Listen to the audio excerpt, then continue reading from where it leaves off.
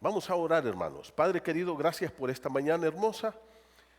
Señor, gracias porque tú eres nuestro Dios, porque nuestro amado Señor y Salvador Jesucristo ha perdonado todos nuestros pecados a través de esa obra perfecta que realizó en la cruz del Calvario, de su muerte, sepultura y especialmente esa resurrección victoriosa que celebramos hoy. Querido Dios, en esta hora te pido que por favor hables a nuestro corazón. Señor, ministranos con tu palabra.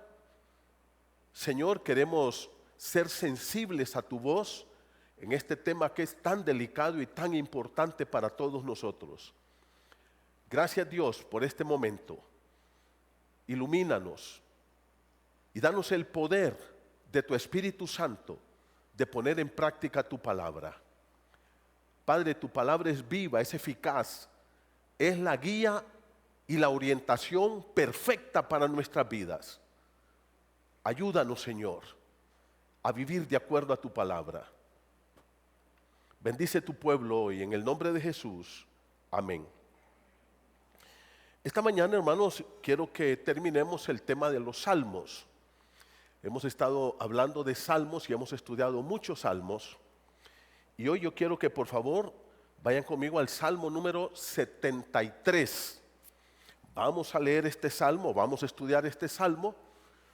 Y el próximo domingo predica nuestro pastor Marley. Y el siguiente vamos a comenzar con primera carta del apóstol Pedro.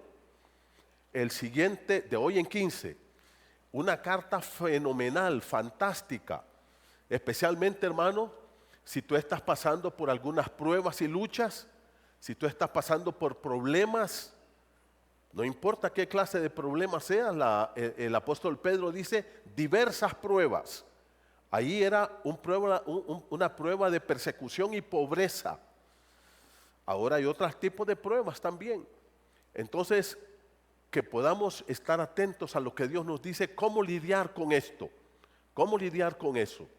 Y el Salmo 73, saben ustedes que puede ser una introducción a todo esto, hermanos, porque el Salmo 73 nos habla precisamente de eso. El siervo de Dios narra a su pueblo, al pueblo de Dios, su lucha de fe contra la avaricia, descubriendo a Dios como su tesoro más grande. Eso es lo que nos quiere enseñar en este salmo hermoso. Lo voy a repetir. Salmo 73, el siervo de Dios narra a su pueblo, al pueblo de Dios, la lucha de fe contra la avaricia, descubriendo a Dios como su tesoro más grande. Vamos a hablar del dinero hoy, de lo material, porque eso es lo que nos enseña el Salmo 73. Hermanos, yo quiero hacer 4 aclaraciones porque no quiero que ustedes vayan a tomar esto por la ruta que no es. La primera cosa es, cuando Asaf, porque este salmo fue escrito por Asaf, habla de este tema, primera cosa, lo habla cuando el dinero se torna Dios de tu vida. La primera cosa, el dinero en sí no es problema. Grandes siervos de Dios, piadosos, fueron multimillonarios. Abraham tuvo mucho dinero, Isaac tuvo mucho dinero, Jacob tuvo mucho dinero, José fue el dueño casi de Egipto. ¿Qué podemos decir de David, de Salomón, de Job y de muchos otros? De muchos otros. Por ejemplo, la Biblia habla de Erasto, ahí en el libro de Hechos, que dice que era tesorero de la ciudad. Ahí, era el tesorero. O sea que tenía un puesto alto en el gobierno. La Biblia habla de Manahem en Hechos 13:1, que se había criado, dice, junto con Herodes el tetrarca. El mismo Moisés estuvo en el palacio de Faraón siendo educado y teniendo todas las riquezas de Faraón. Entonces no estamos hablando en contra del dinero. El dinero no es el problema.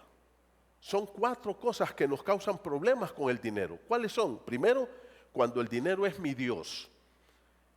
Segundo, cuando el dinero captura mi corazón y yo me enamoro del dinero, amo el dinero. Tercero, cuando creo que el dinero me va a resolver todos los problemas de mi vida. y que yo entonces tengo que dar mi vida por el dinero, por las cosas materiales. Y cuarto, cuando yo agarro dinero y me enriquezco por medios fraudulentos, robos y muchas otras cosas más. Ese es el problema del dinero. La Biblia dice que raíz de todos los males, ¿qué es? No dice que es el dinero, es el amor al dinero. Es cuando tú pones tu corazón y dejas que el dinero, lo material, capture tu corazón, se adueñe de tu corazón. Eso es lo que no podemos permitir en nuestra vida. Y de eso quiere hablarnos el Salmo. El pueblo de Dios, hermanos, siempre tendrá, escuchen esto, siempre va a tener una lucha peligrosa frente a la prosperidad material. Siempre, y no importa quién sea, ya lo vamos a ver.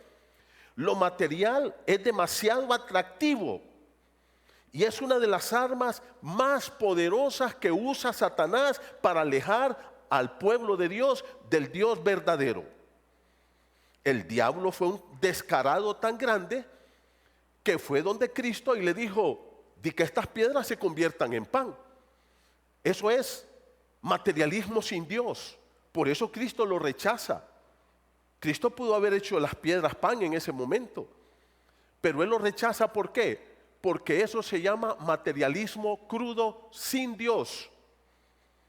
Cristo mismo más adelante dijo: no podéis servir a Dios y a las riquezas, dando a entender que Dios es lo que más se parece a Dios en esta tierra es el dinero, no es Satanás. Dios promete poder, el dinero te da poder.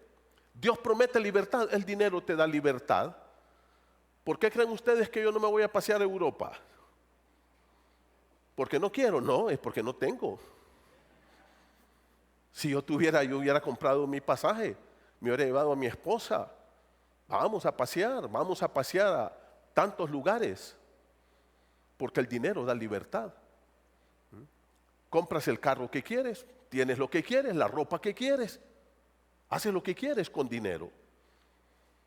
Cristo dijo: no podéis servir a Dios y a las riquezas. Y además dijo: donde esté vuestro tesoro, ¿qué dijo? Ahí estará tu corazón. Por eso es que el dinero, hermanos, hay que cuidarnos de lo material. Tú y yo tenemos una enseñanza hermosa donde Asaf, mire usted en el capítulo 73, versículo, la introducción dice Salmo de Asaf. ¿Qué ocurre con este caballero? Asaf nos narra un proceso en su caminar con una lucha en contra de la avaricia. Eso es lo que ocurre aquí. Asaf aquí, mi hermano, lo que hace es contarnos todo ese caminar que tuvo por falta de dinero, por falta de cosas materiales, hasta que el gozo de la libertad lo encontró en Dios. Fue Dios el que liberó su corazón de esto. ¿Dónde lo hizo? Entrando en el santuario. Ahí pudo ver la temporalidad de lo material, pudo ver el triste fin que espera a los impíos y la verdadera riqueza que es Dios para su pueblo. Mire, el versículo dice Salmo de Asaf. Este salmo fue escrito por Asaf. La pregunta es, ¿quién era Asaf? Y no se lo voy a leer, pero se lo voy a decir, se lo voy a dar. Asaf era un levita de la tribu de Leví, colocado por el rey David como uno de los líderes de la adoración en el templo de Dios. Eso usted lo puede leer en primer libro de Crónicas, capítulo 16, versículos 4 y 5. Ahí David lo puso como un líder en el templo para servir y llevar al pueblo de Dios a la adoración. Pero además, Asaf era un profeta, y eso está en 2 Crónicas 29:30. Asaf era un profeta, y Asaf, hermanos, escribió 12 salmos. Asaf escribió 12 salmos. El Salmo 50 y desde el Salmo 73 hasta el Salmo 83 fueron escritos por Asaf. Ahora podemos ver que este hombre, siendo piadoso, un hombre de Dios, ministrando a Dios, dirigiendo al pueblo de Dios a la adoración a Dios, en el templo de Dios, en la casa de Dios, fue capturado por la avaricia.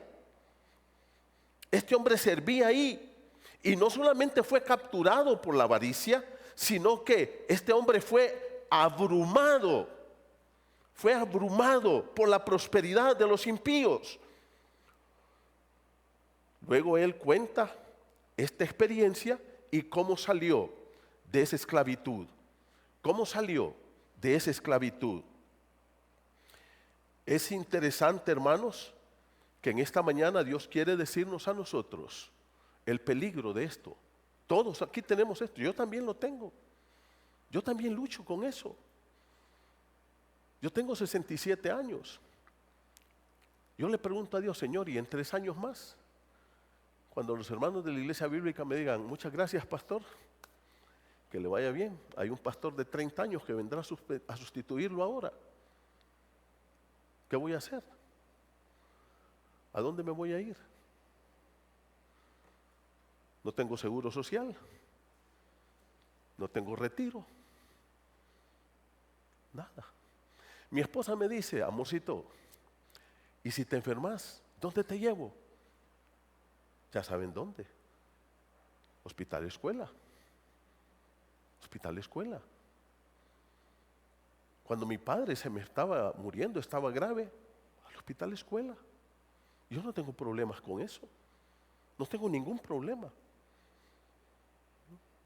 Pero es diferente cuando vamos a otras clínicas a ver a hermanos que no tienen que estar esperando en la puerta hasta que aquel quiera abrirles para entrar, sino que entran y llegan a ver a su paciente. Y que no están en una sala con 30, 40 personas, sino que están en privado. Es diferente. Y eso puede llevarlo a uno ¿a qué? A la amargura. Puede llevarlo a uno a la avaricia. A decir, hombre, ¿sabe qué? Voy a ver cómo me hago de dinero extra aquí, y voy a ver cómo le saco a mis hermanos y cómo me lleno las bolsas para prepararme para el futuro. Esa fue la lucha de este hombre. Exactamente esa fue. En Choluteca había un pastor, muy amigo mío, que padecía de diabetes y cayó en esas crisis ya del final de su vida. Y un día fue donde el médico y el médico le dio una receta. Ustedes saben que ir al médico no sirve de nada si no vas a comprar el medicamento. ¿Para qué vas a ir? Mejor quédate en tu casa. ¿Sí o no? Si no te vas a tener. Y entonces vino el pastor, le dio la receta a su hijo, le dio 500 lempiras y le dijo, cómprame esta medicina, hijo. El chico regresó después de un rato y le dice, aquí está papá. Y le entregó los 500 lempiras y la receta. Y le dice, ¿qué pasó? Esa medicina cuesta 4,000 lempiras, le dice. Entonces llama a su esposa, Silvia, y le dice, Silvia, vení, cociname esta receta, tal vez con esa, tomándome esa agua de la receta me curo. Esa es la realidad. Pero eso puede llenarnos ¿de qué? Y no solo a mí, a cualquiera de ustedes, a cualquiera de nosotros. Eso le pasó a Asaf, este siervo piadoso que estaba en la casa de Dios, que estaba sirviendo a Dios tiempo completo, que estaba en la adoración a Dios y dirigiendo al pueblo de Dios en la adoración como un profeta de Dios. Y cayó en este problema. Ahora yo quiero que ustedes miren conmigo, porque aquí el salmista, mis hermanos, primero nos da la crisis que tuvo, la crisis. Lo segundo que hace es cómo él analizó, pensó cuando estaba ahí en la casa de Dios y se dio cuenta, cuando hizo un balance de parte de Dios, en la enseñanza de Dios, de qué es lo que tiene valor. Y por último, cómo su vida entró en una ruta correcta, en una vida plena, en una vida plena. ¿Cuál fue el argumento que les dije, mis hermanos? El siervo de Dios narra a su pueblo, al pueblo de Dios, su lucha de fe contra la avaricia, descubriendo a Dios como el tesoro más grande. En primer lugar, vamos a ver los primeros 12 versículos. El siervo de Dios cuenta sobre su lucha, la lucha que sostuvo en contra de la avaricia. Esa es la primera cosa. El siervo de Dios aquí, Asaf, nos cuenta esa lucha que él sostuvo. Ahora, yo quiero decirles algo. Hay algunos salmos, hermanos amados, que inician con la conclusión. Por lo menos yo he detectado 2 salmos que inician con la conclusión. El primero de ellos es el Salmo 32 y el segundo es el Salmo 73. Aunque el salmista quiere darnos una experiencia un poco traumática, empieza con una nota tremendamente positiva. Mire cómo dice el verso 1. Ciertamente Dios es bueno para con Israel, para con los puros de corazón. Eso es lo primero que dice. No dice, óigame, el dinero es malo, el dinero es terrible. No dice eso. ¿Ya se fijaron cómo empieza? Con una nota hermosa. ¿A dónde nos lleva? A Dios. Y ahora miren, ciertamente, ¿qué quiere decir esto? Sin duda alguna, no duden esto, hermanos. Por favor, ciertamente, dice Dios es que Dios es bueno con Israel. Ciertamente, no hay duda. Pero no solamente con Israel, sino con quién. Al final, ¿con quién? Con los puros de corazón. O sea, con toda la gente, en todo tiempo, en todo lugar, que mantiene un corazón recto con Él. Dios es bueno. Y aquí, hermanos, cuando el salmista quiere hablarnos de esta experiencia traumática, negativa y de crisis de fe, ahora él dice, ¿saben una cosa? Les quiero hablar de esto tan malo, pero desde el punto de vista de Dios, que es bueno. Desde el punto de vista que Dios, que es bueno. Comienza diciendo, Dios es bueno para con Israel. Y yo creo que cuando el salmista habla de esto, está recordando algunos puntos de la historia de Israel. Por ejemplo, cuando Israel estuvo en la esclavitud de Egipto, ¿fue bueno Dios? Claro. Los cuidó y los sacó a la libertad, a la abundancia. Cuando Dios los puso en la tierra prometida, destruyendo a todos los enemigos de la tierra, Dios es bueno, dice. Dios es bueno. Y hay muchos pasajes de la Biblia que nos muestran esto. Y ahora mire usted el verso 2. En cuanto a mí, ¿ya se dieron cuenta, hermanos? ¿Qué va a decir el salmista? En cuanto a mí. O sea, les voy a contar mi experiencia.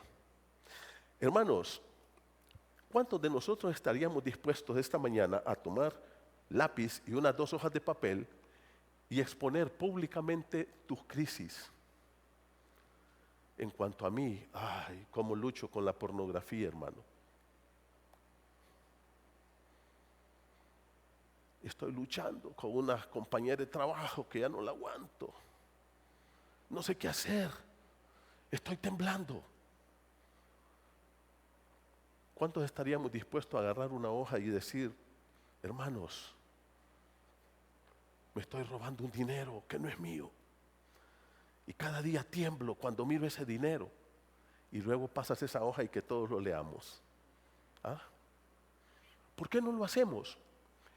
Porque luchamos con nuestros pecados íntimamente aquí. Ahora el salmista esto, ¿cuántos lo han leído en el mundo, hermanos, y en la historia? ¿Cuántos han leído esta experiencia? Miles, millones. Él no tuvo reparo en decir, tengo esta lucha, hombre. Pero hasta que tú no llegues a reconocer eso, tiemblo cuando yo miro a este chico y lo quiero abrazar y besar y comérmelo. ¿Qué hago? Ah, ¿o no tienen esas luchas, chicos? Yo la tenía cada vez que miraba a mi amada Blanca Nolvia allá en sus años mozos. La quería abrazar y comérmela. ¿Saben ustedes, mi querido hermano y amigo Jacob, cuántos años luchó con eso? ¿Ah? 14 años viendo a Raquelita de largo. ¡Oh, Dios mío! Hermanos, todos tenemos lucha con pecados. No hay nadie que sea santo que diga, yo no lucho con nada. No es cierto. Algunos con la mentira, otros con el carácter, otros con el orgullo, pero todos luchamos con eso. Todos. Ahora el salmista dice, en cuanto a mí, les voy a contar mi experiencia. ¿Alguien quiere pasar esta mañana aquí y contarnos su experiencia? ¿Ah? Yo he tenido luchas con muchas cosas en mi vida. Luchas serias, hermanos. ¿Ah? Y he tenido que aprender el caminar de este siervo de Dios, que son cosas que solo se vencen con el poder y la gracia de Dios. Nada más. Mira el versículo 2 dice, en cuanto a mí, mire cómo dice, mis pies estuvieron a punto de tropezar, casi resbalan mis pasos. Aquí si ustedes miran, hermanos, en la primera línea y la segunda línea es lo mismo. Está diciendo lo mismo. En cuanto a mí, casi se deslizaron mis pies. Resbalaron equivale a deslizaron. Y pasos equivale a ¿qué? Es lo mismo. Lo que está diciendo es, ¿saben una cosa, señores? Por poquito me pego un golpe terrible. ¿Cuántos han ido a los ríos y se han parado en una piedra lisa? ¡Ah, cómo duele caer! Y ya ni quiere subir, entrarse y el agua helada más le duele aún. Bueno, dice el salmista, por poquito me pasa eso a mí. Me pego un golpe enorme. Aquí el problema no es el deslizón. ¿Cuál es el problema? El problema es la caída del deslizón. Y cómo da risa que alguien se caiga. ¿Va? Uf. El problema es el que se cae, que parece que cae en un resorte ¡pluc! Y queda viendo a ver si alguien lo vio. Porque a nadie le gusta caerse. Pero hay caídas que son peores, que son las caídas morales. Esas son las peores. Cuando tú llegas a tu casa y tu esposa te dice, ¿y estas fotos con esta mujer qué? Y empieza tu lucha. Empieza tu lucha. Cuando tu esposa te dice, ay, ¿cómo es posible que en esta computadora esté bajando todas esas páginas cochinas? Empieza, cuando tu jefe te dice, caballero, venga, usted no puede seguir aquí, aquí no tenemos ladrones nosotros. Esas caídas son muy dolorosas, hermanos. Son tristes. Y todas esas caídas, todas, sin excepción, tienen un origen.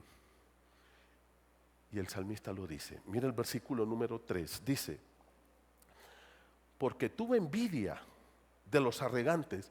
¿Y qué dice? ¿Qué fue lo que lo llevó a la envidia?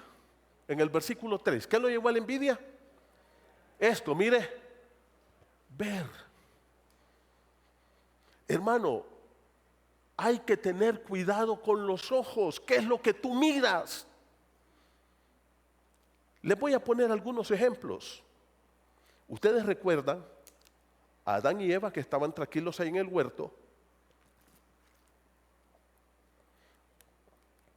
Llegó la serpiente y le dice, con que Dios les ha dicho que no coman de todo árbol del huerto. ¿Y qué le dijo?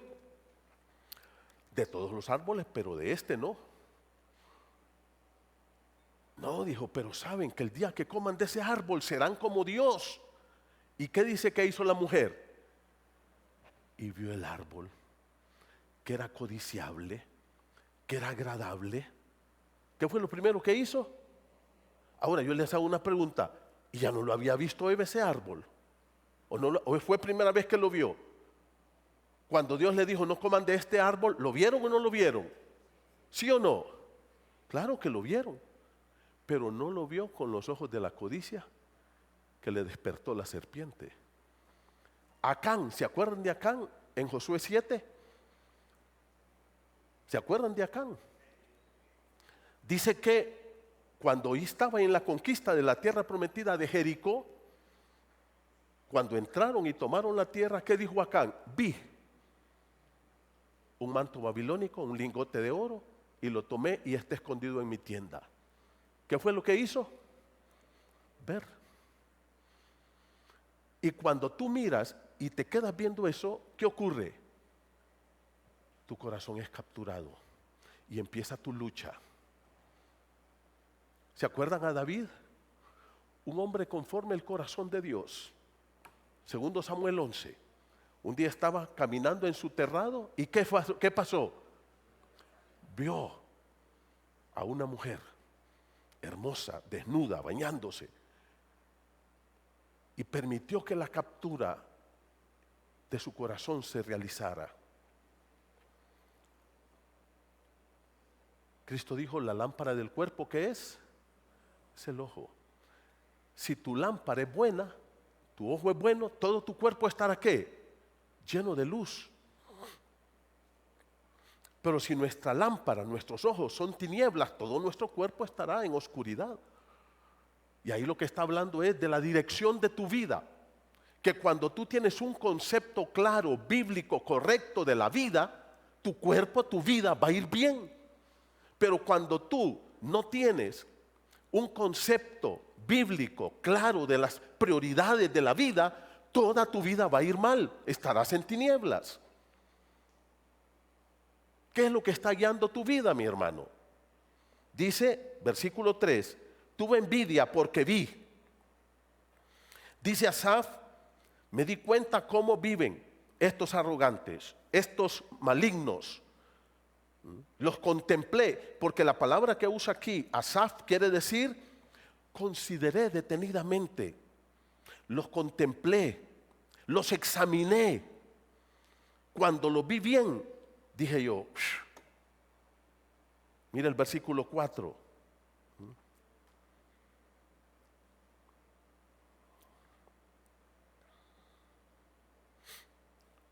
¿Qué fue lo que vio el salmista? Lo describe entre el 4 y 5. Salmo 73 dice, no hay dolor en su muerte, su cuerpo es robusto, siempre están jóvenes, no se enferman, están bien, no sufren penalidades como los otros mortales. Eso lo vi, dice el salmista. No los azotan, nadie les grita, nadie les reclama, nadie les dice nada por su trabajo.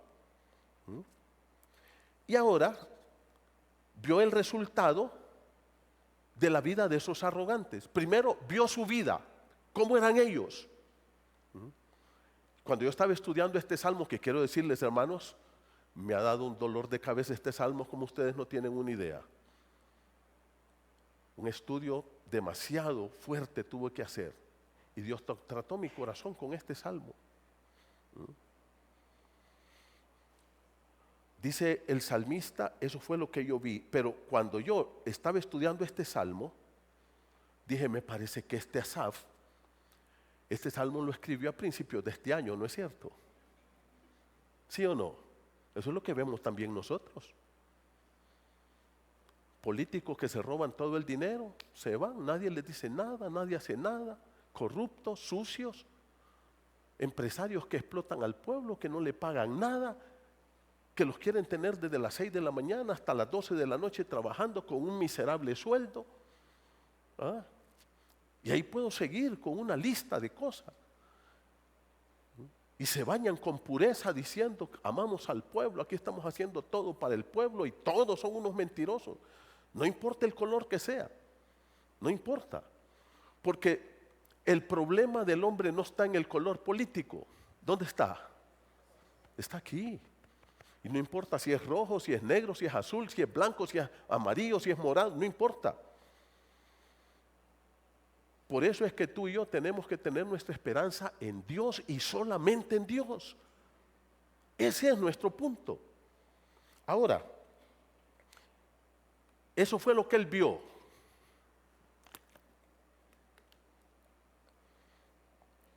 Luego, nos da el resultado de la arrogancia de esos impíos. Versículos 6 al 9. Primero dice, el orgullo los corona, es su adorno, son orgullosos y prepotentes. 2, los cubre un manto de violencia. O sea, ¿qué quiere decir eso? Ellos matan y hacen lo que quieren, extorsionan, oprimen, violan. No les pasa nada. Los ojos se les saltan de gordura. No a todos, pero a la mayor parte. Para entender esta línea del Salmo, hay que entender que este Salmo fue escrito en el año, más o menos unos 2000 años antes de Cristo, hace unos 3000 años. Y eso era una señal de prosperidad. La gente, ¿cómo?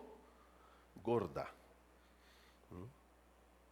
Mi mamá creía que yo era un chico bueno, saludable, porque cuando yo nací, el día que nací, miren a mi mamá cómo es de chiquita, ¿va? Pesé 12 libras y media. Yo tenía sobrepeso desde antes de nacer, tenía que estar haciendo ejercicio. Y salí del vientre de mi madre y mi madre me siguió metiendo. Miren este gordito, qué bien. Cuando entré al primer año en el colegio, allá en el Franklin Delano Roosevelt en Puerto Cortés, la directora me decía, el gordito hermoso, el gordito dulce, porque eso siempre lo he tenido. Ahora, hermanos, ese era el concepto de aquel tiempo, que la gente gorda era gente ¿qué? Saludable, próspera, rica.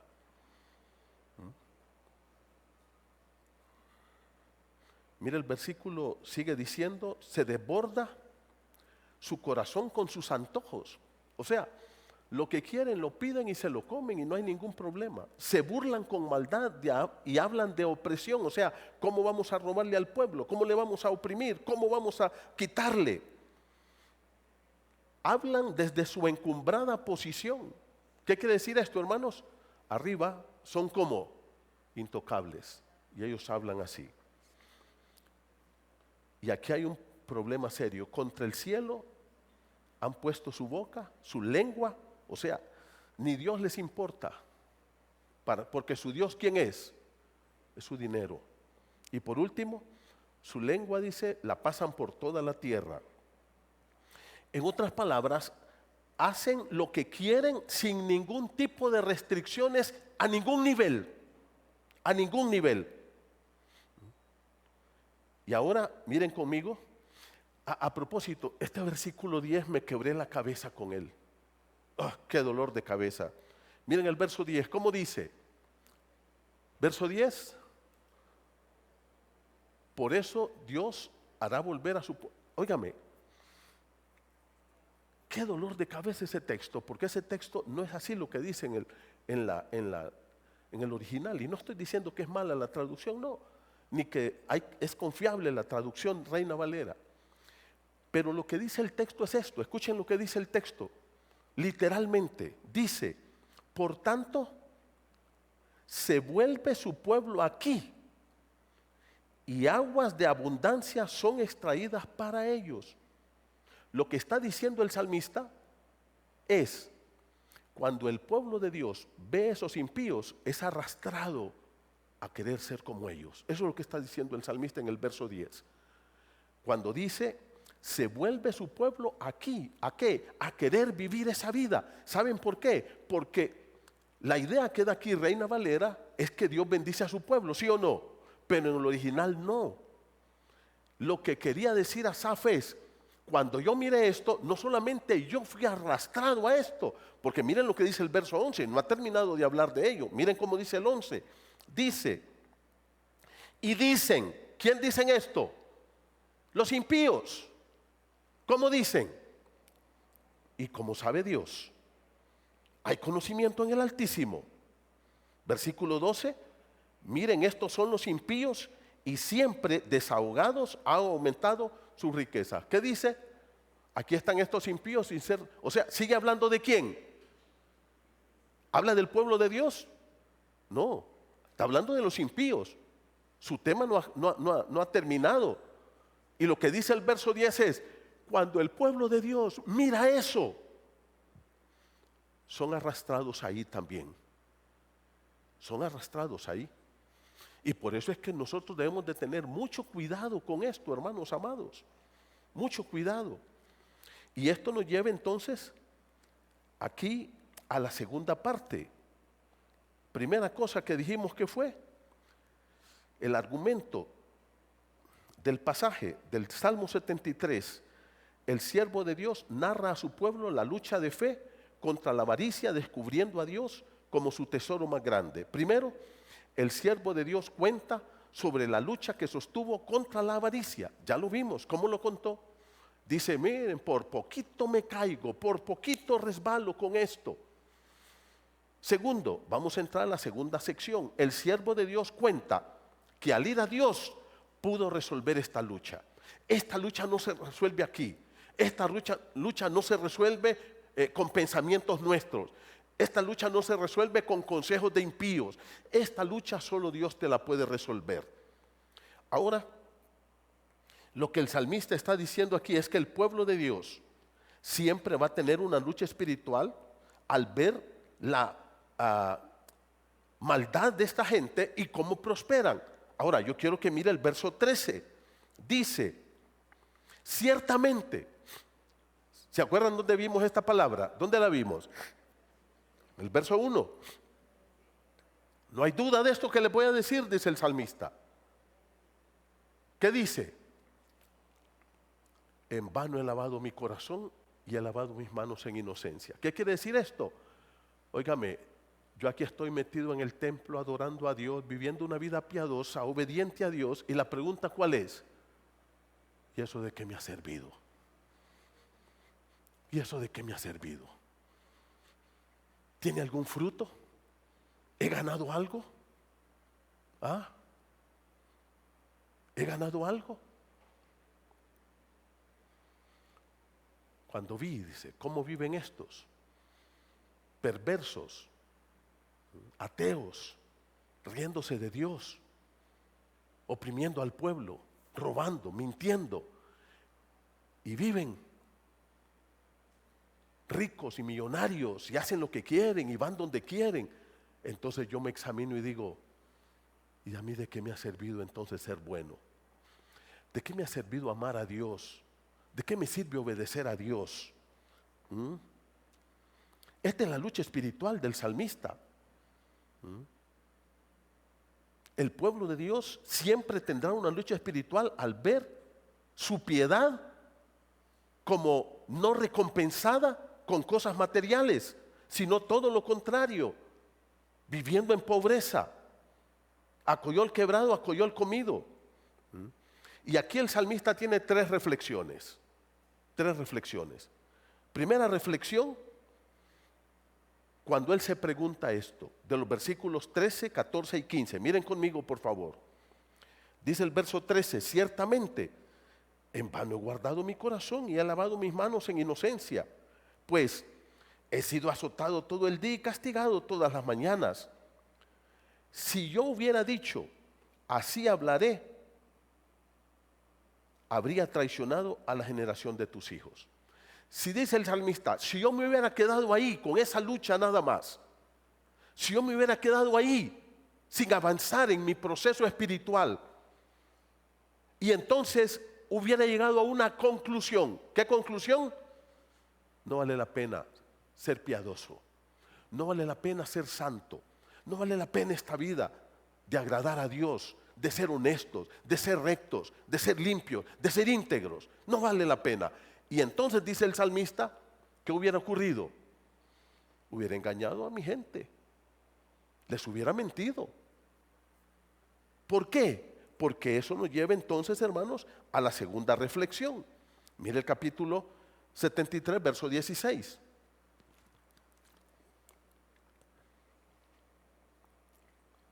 Cuando pensaba tratando de entender esto. O sea, aquí el salmista nos quiere llevar a nosotros que entendamos que no es fácil. Dice, yo trataba de entender esto. Y pensaba, y noches de desvelo, y crisis. ¿Qué dice? Versículo número 16. Fue difícil para mí. Si para este hombre fue difícil, que era un siervo de Dios, un profeta de Dios, un hombre que estaba ahí dirigiendo al pueblo de Dios, ¿cuánto más para nosotros? Dice, fue difícil para mí entender esto. Me costó un mundo. ¿Y qué fue lo que él entendió, mis hermanos? Versículo número 17. Hasta que entré en el santuario de Dios, comprendí el fin de ellos. Hermanos, ¿dónde es que vamos a encontrar la realidad de la vida? No en el mundo, no en la filosofía, no en la psicología, no en la ciencia, no en la economía del mundo. ¿Dónde vas a encontrar la verdadera esencia de la vida? Dice, hasta que entré, ¿dónde? En el santuario de Dios. Hermano, ¿qué era el santuario? Era el templo. Y lo que el salmista, acuérdense que este salmo fue escrito hace 3000 años. Hace 3000 años más o menos. Y para el hebreo, ¿dónde estaba la presencia de Dios en ese tiempo? Estaba en el templo. ¿Dónde fue que él entró? ¿Dónde entró? A la presencia de Dios. Ahí se postró y empezó a hablar con Dios. Y ahí, en la presencia de Dios, Dios le declaró su palabra. Hermano, es Dios a través de su palabra que nos enseña a nosotros cómo vivir, cuál es la esencia de la vida. Dios es el que nos enseña a través de su palabra, de su revelación perfecta,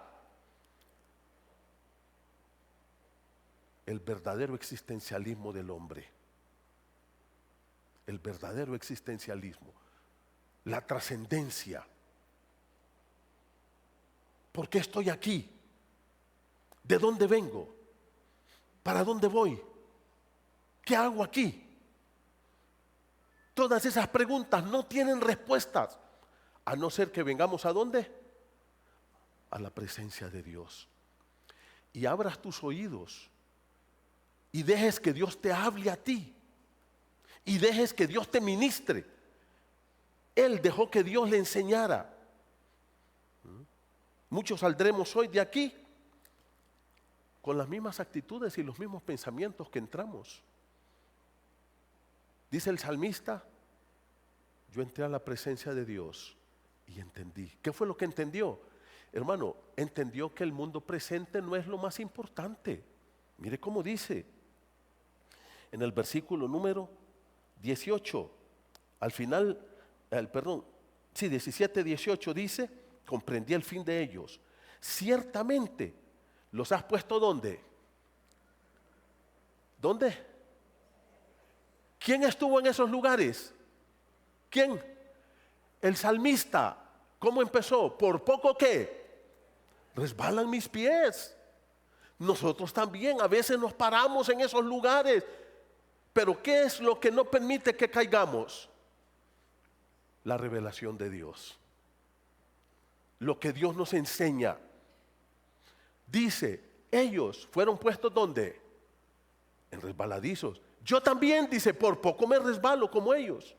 Solo que ellos, ¿qué? Cayeron. Fueron arrastrados a ese tipo de vida. Versículo número 18, ciertamente los has puesto en lugares resbaladizos, los arrojas a la destrucción. ¿Cómo son destruidos? ¿En cuánto tiempo? ¿En cuánto tiempo? En un momento. Cuando Dios dice hasta aquí, ni un segundo más vivirás en esta tierra, se acabó todo. No hay dinero que lo salve, no hay poder, no hay títulos, no hay nada. Y eso viene para todos nosotros. Eso viene para todos. Versículo 19. ¿Cómo son destruidos en un momento? Son totalmente consumidos por terrores repentinos. Ya me encanta este versículo 20. Como un sueño del que despierta, oh Señor, cuando te levantes, despreciarás su apariencia. Dice, para mucha de esta gente, la vida es como ¿qué? Como un sueño. Como un sueño. Queridos hermanos, cuando la palabra de Dios nos dice aquí que la vida es como un sueño, eso quiere decir que la gente vive engañada. Engañada. Tú te acuestas y sueñas que andas en Estados Unidos y andas viajando y que comes aquí y te levantas y los frijolitos están puestos en tu mesa. Así es la vida. Esta gente, todo lo que tiene es solo como ¿qué? Como un sueño. Pero un día dice, van a despertar, solo que será muy tarde, porque van a despertar en la presencia de Dios. Y miren cómo dice, y esto nos lleva a la tercera reflexión. ¿Cuál es el punto aquí en la segunda reflexión, hermanos? Que lo material, el dinero, el poder y la fama no es lo más importante en esta tierra. No es lo más importante. Que eso es un sueño, pero hay una realidad más allá. Hay una realidad que tú tienes que aprender. Y ahora la tercera reflexión. Miren conmigo, por favor. Versículo 21 dice, cuando en mi corazón se llenó ¿de qué? De amarguras. Y sentía ¿qué?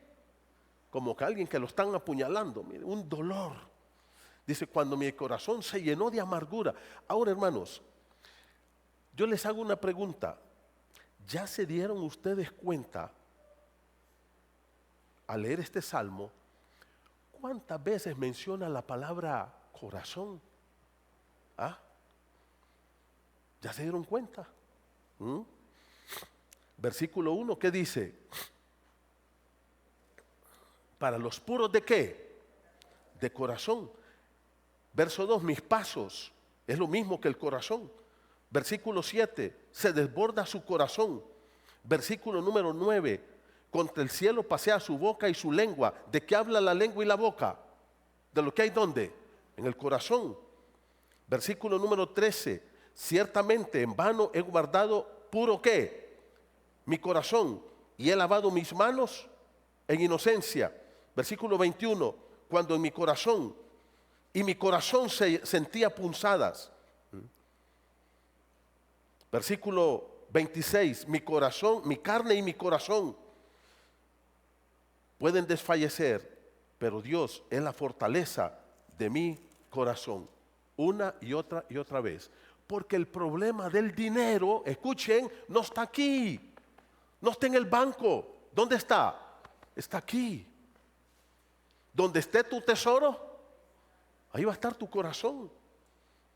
Cuidamos nuestro corazón.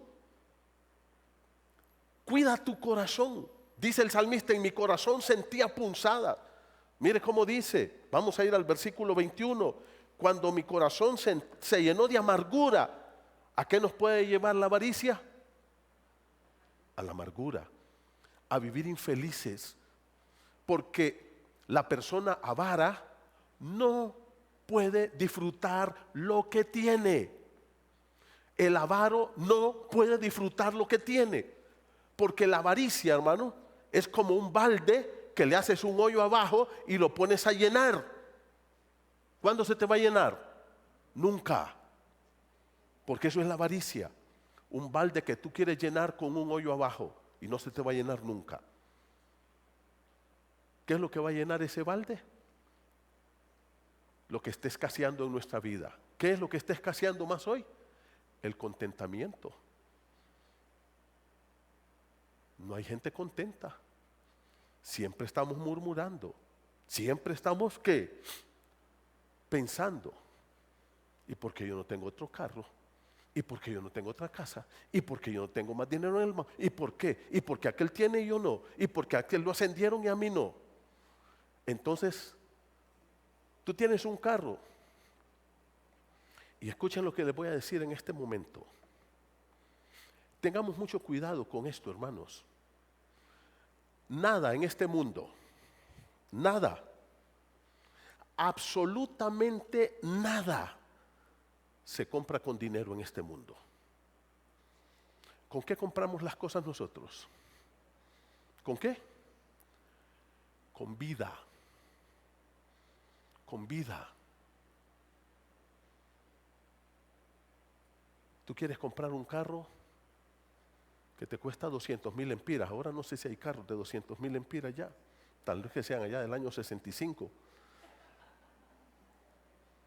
Pero supone que tú quieres comprar un carro. Hermano, ¿has hecho cuentas tú? Primero, fíjate bien esto.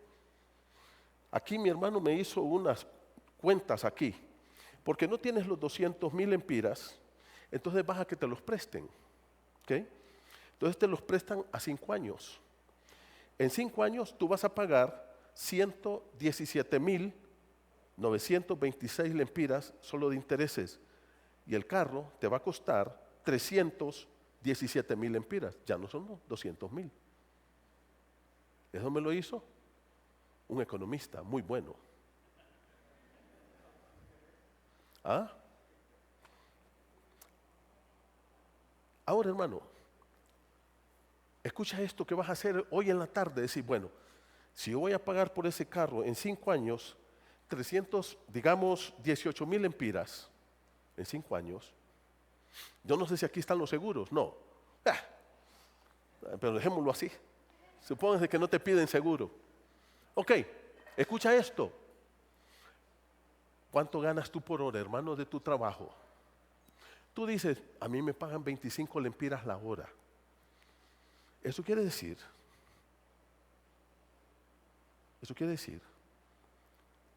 que tú tienes que trabajar X horas para recoger 318,000 lempiras. ¿Y esas horas de tu vida qué son? Son tu vida. Son tu vida. Entonces tú no estás comprando un carro con dinero, lo estás comprando ¿con qué? Con tu vida. ¿Cuántos días tenés que trabajar para pagar ese carro?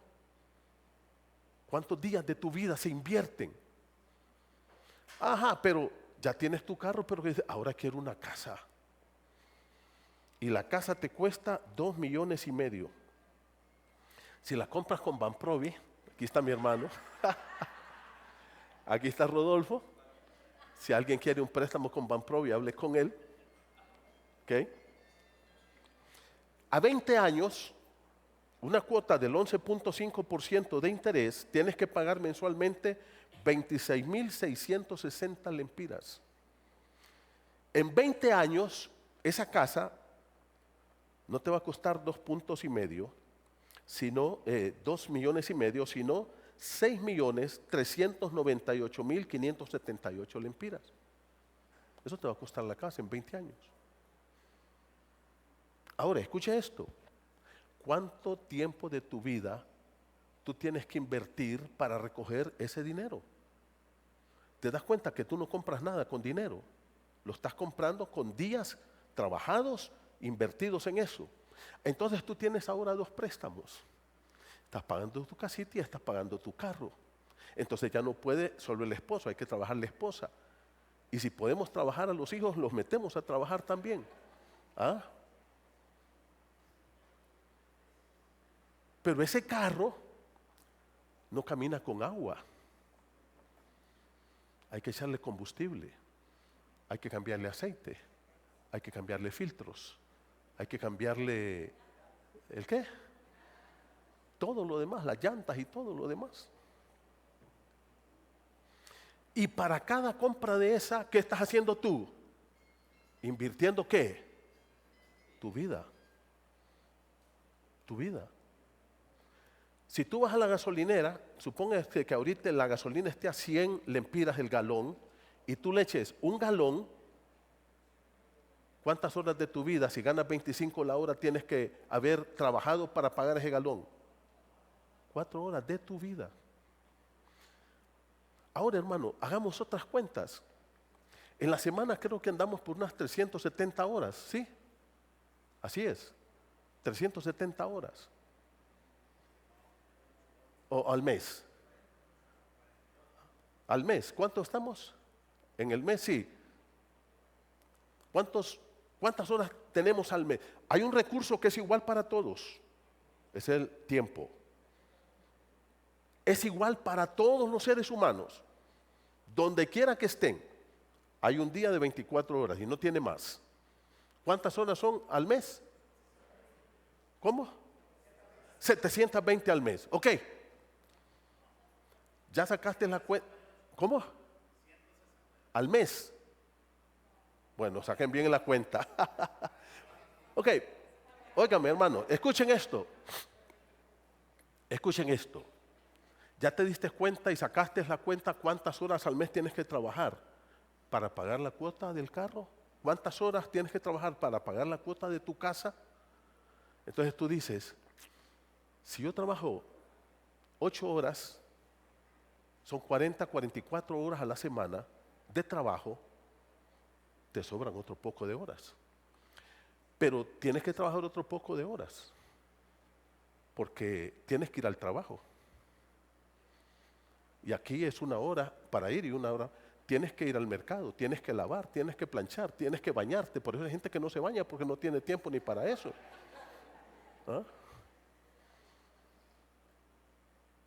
No te ajusta. Y la cadena se rompe por el eslabón más débil, ¿sí o no? ¿Y cuál es el eslabón más débil? No tengo tiempo para Dios. Eso es materialismo. No me ajusta el tiempo para Dios. No puedo ir a la iglesia. El domingo es el único día que quedo en casa. No puedo orar. ¿De dónde voy a sacarte? Me están pidiendo que vaya 1 hora allá a la iglesia, al discipulado. ¿Cómo?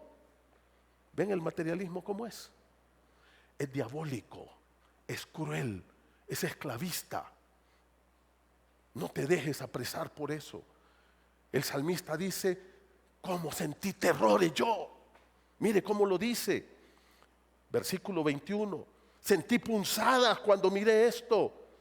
Y mire el versículo 22. Era torpe. Era una bestia. Un animal de carga que no entendía esto. ¿Cómo es que somos tan torpes? Dice el salmista. Que estoy en el templo de Dios, miro a Dios, estoy sirviendo a Dios, estoy adorando a Dios, pero pensando en lo material y atraído por lo material y queriéndome dejar esclavizar por lo material.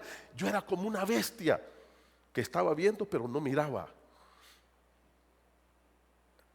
En el Salmo 32, David dice, no seáis como el caballo, como el mulo sin entendimiento. Lo mismo, la misma imagen. Y esto nos lleva a la conclusión. Tremendo salmo este, ¿verdad, hermanos? Amén. No.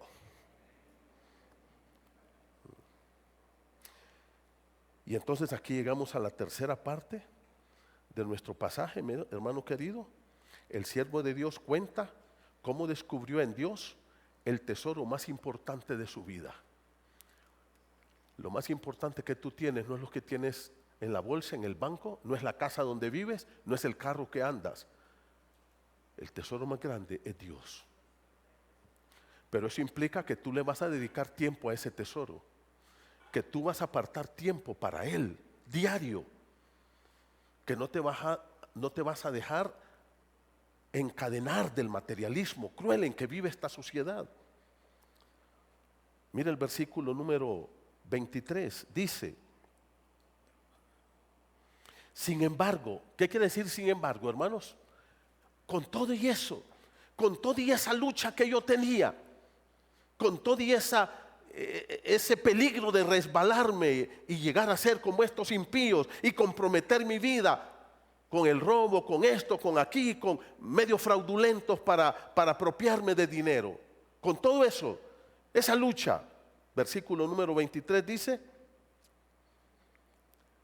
yo siempre estoy contigo, me has tomado de tu mano derecha, con tu consejo. ¿Qué dice? ¿Con qué nos va a guiar Dios, hermano? ¿Con qué? ¿Con qué? ¿Y dónde está el consejo de Dios? Es la palabra. Hermanos, tú tienes y yo tengo un Dios que nos ama tanto, que no nos va a dejar perdernos cuando realmente nosotros querramos agradarlo a Él. No te va a dejar perderte. Dice: me guiaste según tu consejo.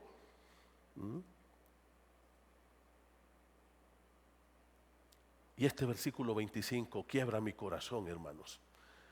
Porque yo digo, cuando yo, Manuel Puerto, voy a llegar a un grado de espiritualidad de decir las palabras del salmista: ¿a quién tengo yo en los cielos?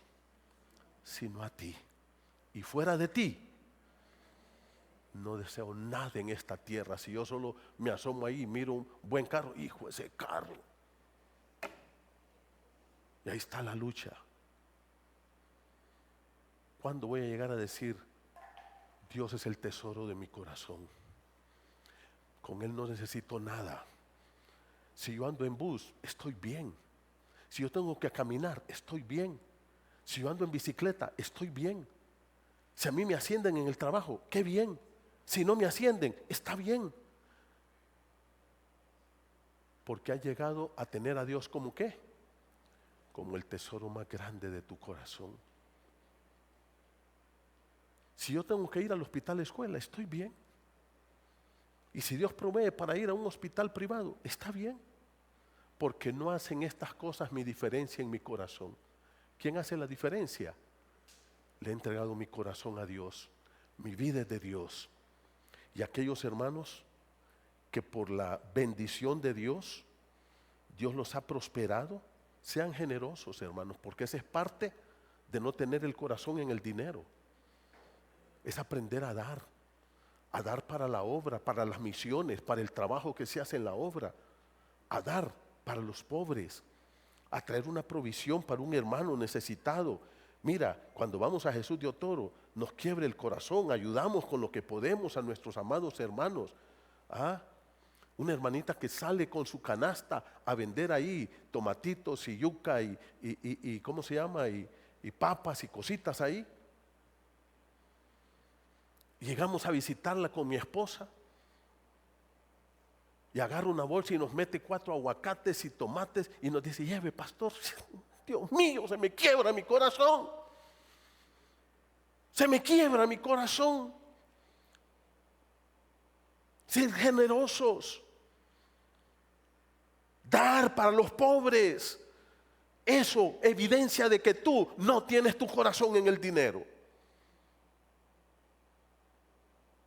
Dar para la obra del Señor. Hermano, yo te hago una pregunta. Si tú te mueres hoy, ¿cuánto de eso que tienes en el banco te vas a llevar al cielo? ¿Y para qué Dios te está dando eso? Para bendecir aquí. Para bendecir aquí. ¿A quién tengo yo en los cielos? ¿Qué dice? Y termino con el verso 28. ¿Qué versículos estos? Pero para mí, ¿qué dice? Estar cerca de Dios. ¿Qué es? ¿Qué es el bien para nosotros? ¿Tener dinero? ¿Tener riquezas? ¿Tener casas? ¿Tener todo? No. La riqueza más grande del Hijo de Dios es estar con Dios. Es amar a Dios. Es oír a Dios. Es caminar con Dios. Y que nuestro corazón sea liberado de esa atadura del dinero, de la atadura de lo material. Amén. Recogemos una ofrendita para hermanos pobres de Otoro esta mañana. Sí, busca las canastas, Francisco. Vamos a recoger uno para los hermanos pobres de Otoro. Esos hermanos que a veces no tienen qué comer. Una hermana que llegó y me dice: pastor, le tengo una gallinita. Y yo, Dios mío, Dios. Ni ella se la come por dármela a mí. y ayudamos con lo que podemos. Porque hay hermanos con unas necesidades profundas, hermanos.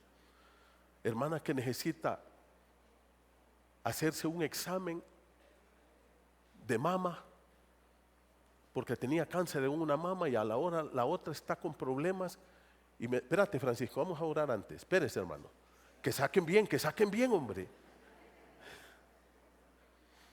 Óigame. Y dice, no tengo para ir a Tegucigalpa para hacerme un examen.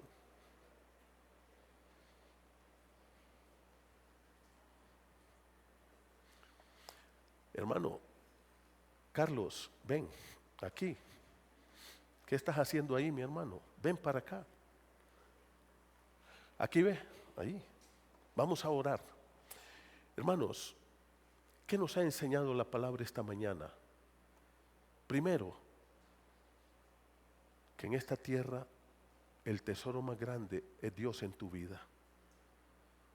Que no debes amar, unir tu corazón al dinero, a la fama, al poder, a los títulos, que teniendo a Dios tienes todo.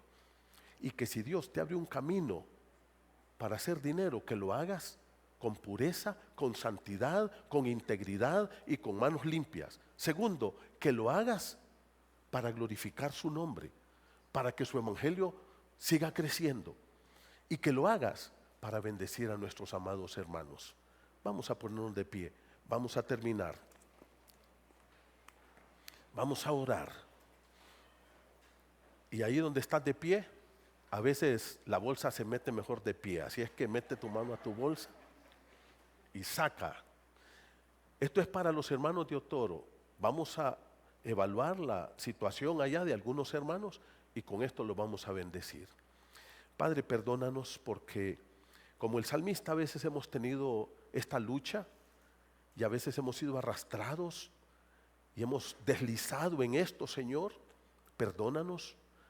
Y te clamo para que, por favor, cambies nuestra actitud y nos liberes el corazón de esa atadura malvada, de ese materialismo cruel y satánico, Señor. Padre, que disfrutemos lo que tú nos has dado hasta hoy. Padre, que seamos felices sabiendo que el tesoro más grande que tenemos eres tú, Señor. Padre, que si tú nos has bendecido con un poquito más que a otros, los bendigamos a aquellos que están en necesidad, que colaboremos para la extensión de tu reino y que vivamos para gloria de tu nombre. Haznos una iglesia generosa, una iglesia espiritual, una iglesia que Cristo sea la riqueza más grande. En el nombre de Jesús, amén.